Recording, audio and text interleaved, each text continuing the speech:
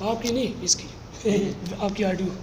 یہ جبل رمات ہے جی ٹھیک ہے, اور یہ جبل احد ہے جی ٹھیک ہے. یہ تقریباً 14 کلومیٹر کے باہر ہے جی جی ٹھیک ہے نا. یہ مدینہ میں سب سے بڑا یہی پہاڑ ہے, جی کیونکہ نبی صلی اللہ علیہ وسلم نے اس کی بشارت دی ہے جنت میں انشاءاللہ ملیں گے ٹھیک اچھا ہے.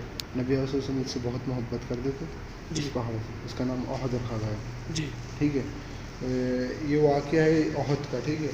اس کے سامنے ہے جبل صلح جی جو خندق وغیرہ ہے, جو خندق کھودا گیا تو وہی نبی صلی اللہ علیہ وسلم نے وہاں دعا کری تھی خندق فتح ہونے کی ٹھیک ہے. اچھا اس جگہ کے پاس میں نبی صلی اللہ علیہ وسلم کے ساتھ صحابہ کرام تھے, 1000 صحابہ کرام تھے. اور خالد بن رضی اللہ عنہ جو اسلام لے تھے اس سے پہلے انہوں کی تعداد تھی 3000 کی تعداد تھی ان کے پاس کفار وغیرہ کی. وہ مکہ کی طرف سے آئے تھے جنگ کے لیے ٹھیک ہے. نبی صلی اللہ علیہ وسلم ہاتھوں کے اشارے کریں ساتھ میں ٹھیک ہے. نبی صلی اللہ علیہ وسلم ہاتھوں کے اشارے ساتھ کریں, ٹھیک کوئی نہیں اشارہ پتہ لگے ٹھیک. یہاں سے چلتے ہیں یہ خالد بن رضی اللہ عنہ کی فوج ہے ٹھیک ہے. انہوں کی تعداد 3000 جی 3000 کے کفار تھے ٹھیک ہے. اور باقی نبی صلی اللہ علیہ وسلم کے ساتھ 1000 صحابہ کرام تھے. باقی جو مشرکین تھے وہ واپس چلے گئے جی کیونکہ وہ تعداد دیکھ کے واپس پلٹ گئے, کیونکہ ہم جنگ نہیں لڑنا چاہتے, ہم فوقت کی موت نہیں مرنا چاہتے. باقی نبی صلی اللہ علیہ وسلم وہاں سے سنبھال کے یہاں پہ فجر کی نماز ادا کری. نبی صلی اللہ علیہ وسلم فجر کی نماز ادا کر کے جنگ کے میدان میں پہنچے. نبی صلی اللہ علیہ وسلم نے 50 صحابہ کرام کو اس طرف کھڑا کرا جبل 50 رومات کو, اس پہاڑ کے ٹھیک ہے اوپر جبل رومات کے اوپر. جی جی نبی صلی اللہ علیہ وسلم نے باقی صحابہ کرام کو ادھر ادھر جمع کرا, اور نبی صلی اللہ علیہ وسلم نے اس پہاڑ کے اوپر صحابہ کرام کو جو جمع جی کرا جی تھا, جو مصعب بن عمیر کو یہاں کا لیڈر بنایا تھا ٹھیک جبل ہے رومات کا. بولا تھا کہ میں جب تک کہ نہیں بولوں جب تک کہ نیچے مت اترنا جی جی ٹھیک ہے. اور باقی صحابہ کرام نے نبی صلی اللہ علیہ وسلم کا احترام کرا اور بات مانی ٹھیک ہے. کیونکہ یہ نبی صلی اللہ علیہ وسلم کو معلوم تھا کہ ایک یہی قلعہ ہے جو انہوں کو اٹیک کر سکتا ہے, انہوں کو بھگا سکتا ہے, کیونکہ انہوں کے باقی صحابہ کرام کے پاس ہتھیار وغیرہ کچھ نہیں تھے.